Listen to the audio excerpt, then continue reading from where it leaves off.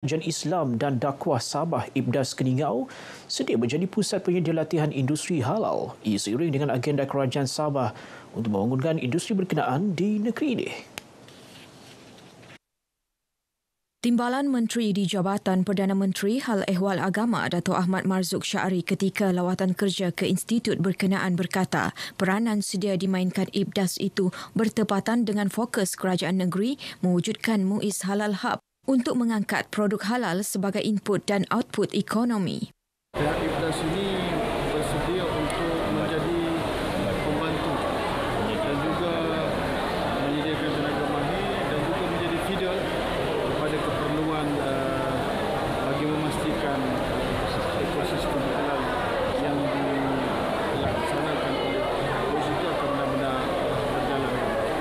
Dalam lawatan kerja ini, Dato' Ahmad Marzuq menyampaikan bantuan kepada 319 pelajar B40 Ibdas berjumlah RM31,900 dan sumbangan penyewaan lori tangki air bagi meringankan bebanan akibat gangguan bekalan air di institut ini sejak Mei lalu berjumlah RM10,000. Dalam pada itu, Dato' Ahmad memberitahu Jabatan Kemajuan Islam Malaysia JAKIM telah memeterai Memorandum Perjanjian Persefahaman MOU bersama Ibdas dan Institut Latihan Perindustrian ILP untuk penyediaan latihan kemahiran seperti pembaikan telefon dan kimpalan menyasarkan golongan mualaf. 7 kanak-kanak dan remaja termasuk 3 orang kurang upaya OKU yang dilaporkan hilang semasa bermain di Kampung Kebayau, Kota Belud semalam berjaya ditemui pagi tadi. Kumpulan itu ditemui penduduk kampung bersama pasukan bomba dan penyelamat kira-kira pukul 7.30 pagi di kawasan kebun kampung berkenaan.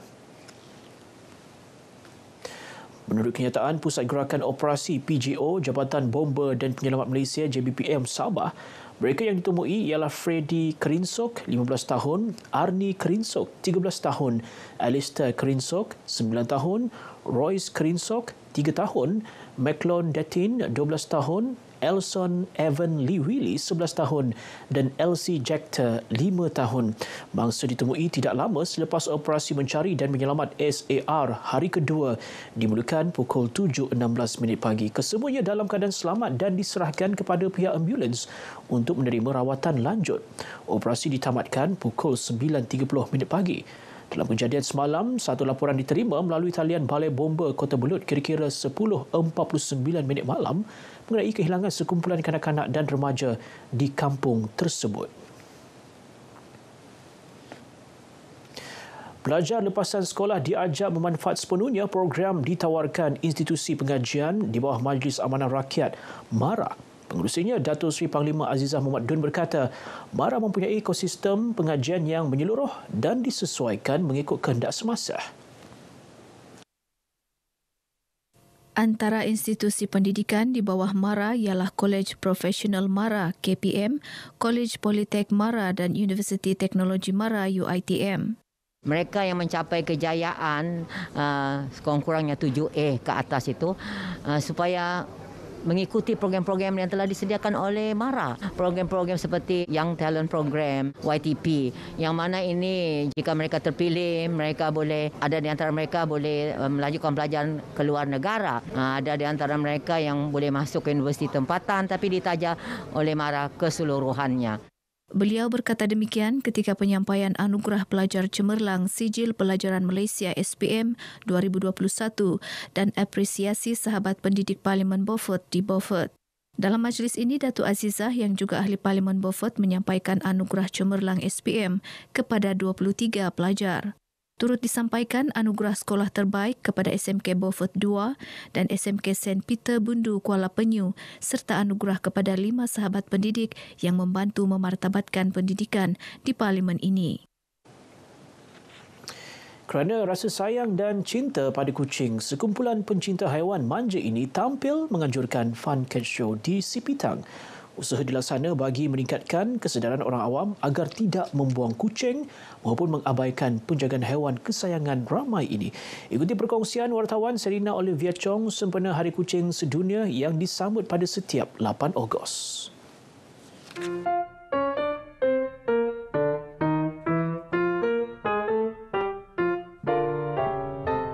Terdapat banyak kajian dan penelitian ilmiah merekodkan tentang manfaat memelihara kucing untuk kesihatan fizikal dan mental pemiliknya. Pengisian sebeginilah yang ingin dikongsikan penganjur Fun Cat Show Sepitang 2022. Mereka yang datang ke program ini pasti tersenyum melihat telatah dan kecomelan kucing-kucing pelbagai baka milik 91 pencinta kucing daripada seluruh negeri ini yang turut serta. Tujuan kami adakan di Sepitang ini adalah untuk menyedarkan kepada pencinta kucing di luar sana bahawa kucing yang lokal ini pun sangat-sangat cantik dan perlu perhatian yang setaraf dengan kucing-kucing import ataupun berbaka yang lain. Kali ini saya bawa 13 ekor daripada Kunak, travel selama 11 jam. Dan alhamdulillah kucing-kucing tu okey semua. Hadir sama dalam program ini Timbalan Menteri Kewangan II yang juga ahli Parlimen Sepitang, Yamani Hafiz Musa.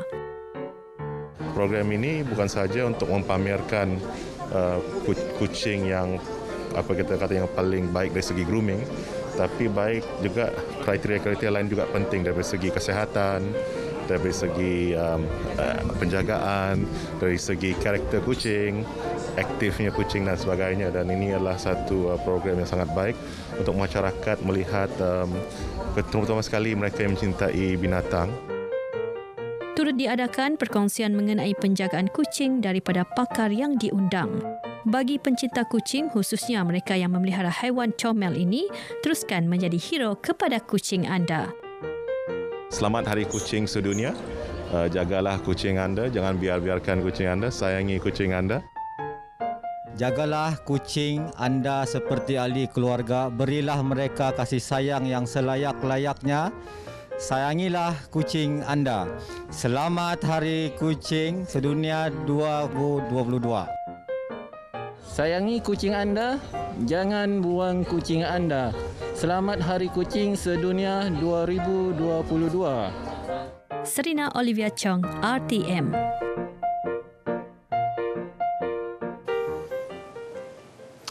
Lebih 500 kanak-kanak menjayakan program Hari Potensi Tabika Kemas 2022 peringkat Parlimen Libaran bertempat di Kompleks Sukan Sandakan. Pelbagai aktiviti sukan diadakan antaranya futsal, gerak kreatif, bola jaring dan lumba lari berpagar. Hari Potensi Tabika Kemas ini dirasmikan Pembantu Menteri Kerajaan Tempatan dan Perumahan yang juga Adun Sungai Sibuga, Hamsan Awang Supaid. Program berkenaan dilihat mampu menjadi penanda aras untuk kemas mencungkil kemahiran dan kebijaksanaan kanak-kanak ke arah mencorakkan kehidupan masyarakat berilmu dan berdaya saing. Kita cuba buat penilaian dan kita akan buat penambahbaikan yang paling membuatkan anak-anak ini lebih berpotensi lagi. Pihak Kemas sentiasa dinamik memastikan program-program ini dinilai semula di mana ada kelemahannya dan kekuatannya. Kita teruskan supaya dapat melahirkan anak-anak ini cemerlang dan gemilang insya-Allah. Antara objektif penganjuran Hari Potensi Parlimen Libaran ini ialah melahirkan kanak-kanak ceria, cergas, cerdik dan juga menggalakkan dari segi kecemerlangan iaitu meningkatkan dari segi jasmani, emosi, intelek, rohani dan juga sosial. Di samping itu juga dapat meningkatkan keyakinan diri kanak-kanak. Dalam pada itu, turut dimaklumkan bersempena Bulan Kebangsaan, pelbagai aktiviti diadakan Kemas menjurus kepada usaha menyemai semangat patriotisme, termasuk aktiviti mengibarkan jalur gemilang di premis tabika dan taska selain pembelajaran dalam kelas. Sedikit berita sukan, atlet 10 pin bowling Sabah Brian Liu dan Nur Jihan Izzati Sufian cemerlang apabila masing-masing muncul johan terbuka lelaki dan wanita Sport Excel NSC Milo MTBC 10 pin bowling junior circuit Sabah yang berlangsung di Kota Kinabalu. Brian, 16 tahun, berjaya menjatuhkan 181 pin menewaskan atlet Sarawak Muhammad Anif Irfan Sulhi dengan 173 jatuhan pin. Sementara Nur Jihan memperoleh 167 jatuhan pin juga menewaskan atlet Sarawak Nur Amil dan Natasha Jemat yang hanya memungut 132 jatuhan pin. Thank you for my coach, Persatuan, and my friend. I also think that my mother and my father, I will bowl good at that and win the competition one more time. Memang nervous tu adalah, happy lah juga dapat nombor 1 sebab sebelum ni belum lagi pernah dapat nombor 1. Ada untuk wakil Malaysia lah. Setakat ini kami amat berbangga sebab kami ada 2 atlet buat masa ini yang sudah bertaraf dunia. Seperti Nabil Nathaniel, dia mewakili Malaysia dan telah mendapat pingat perak di World Open di baru-baru ini di Asian Games. Bagi kategori Boys dan Girls Graded, masing-masing dimenangi atlet Sarawak Cornelius Edhelm Sajad dan Andrea Tan. Pemenang membawa pulang hadiah wang tunai, medal dan pelbagai barangan lain. Seramai 224 atlet tenpin bowling Sabah dan Sarawak berumur antara 12 hingga 18 tahun menyertai kejohanan berkenaan. Baik, paparan tadi mengakhiri perkembangan dari Sabah untuk petang ini. Bersama kita semarakan sambutan Bulan Kebangsaan Keluarga Malaysia Teguh Bersama. Kembali bersama Azam di Angkasa Putih.